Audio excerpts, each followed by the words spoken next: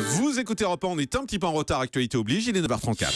Le journal des médias avec Thomas Joubert. Bonjour Thomas. Bonjour, à la une ce matin, une participante de Stars sous hypnose est également comédienne dans la vie. TF1 plancherait sur un nouveau jeu pour 19h et les disparitions de Monsieur Spock de Star Trek et du créateur des Barbapapa. Et on commence avec ces interrogations sur une des participantes à Stars sous hypnose, l'émission de Mesmer sur TF1. Vendredi soir, plusieurs internautes ont relevé que la jeune Romane, hypnotisée par Mesmer pour aller piéger Thierry Beccaro, était comédienne dans la vie et étudiante au cours Florent. Elle est déjà apparue dans la fiction Au nom de la vérité sur TF1, également produite par Arthur. Voilà qui relance le débat sur la véracité des séquences de Stars sous hypnose. Dans 20 minutes, vendredi, un médecin qui pratique l'hypnose médicale à la Pitié-Salpêtrière jugeait l'émission ridicule et nuisible. Selon le docteur Benheim, les résultats spectaculaires obtenus par Mesmer résultent d'une forme de falsification. Il estime que les stars hypnotisées dans l'émission font partie des 5 à 6% de personnes hyper suggestives. Selon lui, les artistes ont l'habitude de changer de rôle, ce qui en fait des personnes très sensibles à l'hypnose. TF1 réfléchirait à un nouveau jeu pour remplacer le juste prix à 19h. Les audiences de la gaffe ne sont pas au beau fixe en ce moment. Selon Télé 7 jours, TF1 plancherait sur un nouveau jeu que pourrait présenter Jean-Luc Reichmann. Il s'agirait de l'adaptation d'un programme britannique Win Your Wishlist, gagner votre liste de souhaits.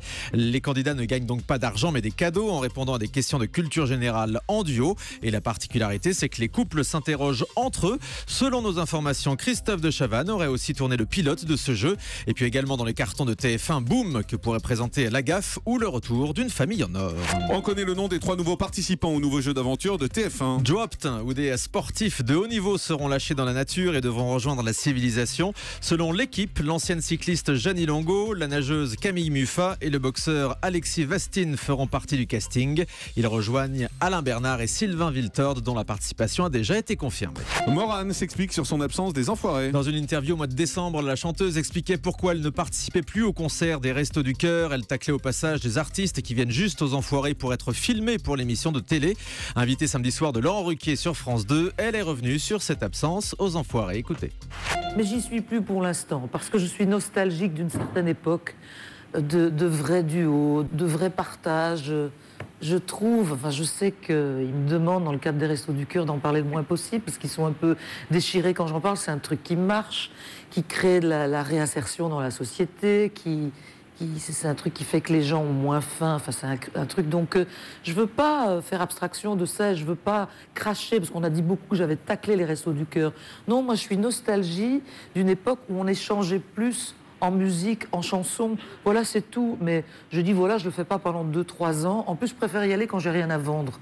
J'y reviendrai parce que je suis pas anti-Resto du Cœur et anti ce qui se fait maintenant. Faut pas exagérer.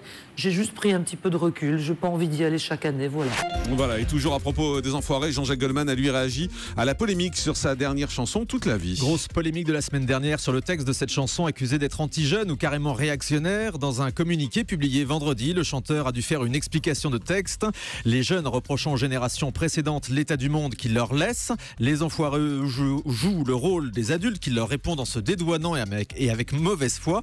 Jean-Jacques Goldman explique que le fait que la jeunesse demande des comptes lui semble être la moindre des choses et que la chanson se termine en faisant confiance à l'avenir. Reste à savoir si TF1 conservera la chanson dans le concert qui sera diffusé le 13 mars. En tout cas, ce qui est sûr, c'est que TF1 continue à la diffuser, puisqu'hier soir, elle passait encore, ça m'a surpris d'ailleurs. Il y avait des petits clips. Il y avait des clips qui reprenaient la chanson, donc qui continuent à être diffusés sur TF1. France 2 prépare une émission de décoration. L'idée du programme sera de rénover une seule pièce d'une maison en se servant uniquement de ce qui existe déjà. Selon Télé 2 Semaines, l'émission sera très didactique avec un atelier où des spécialistes montreront comment relooker des meubles. L'émission sera destinée à la fin d'après-midi. Et puis on a appris la disparition du comédien qui incarnait Monsieur Spock dans Star Trek. L'acteur Leonard Nimoy est décédé vendredi à l'âge de 83 ans à Los Angeles. Il était connu pour son rôle dans la série de science-fiction Star Trek avec ce personnage aux oreilles pointues. Et puis autre disparition, le créateur des Barbapapa est mort ce week-end. Le dessinateur Talus Teller avait 82 ans.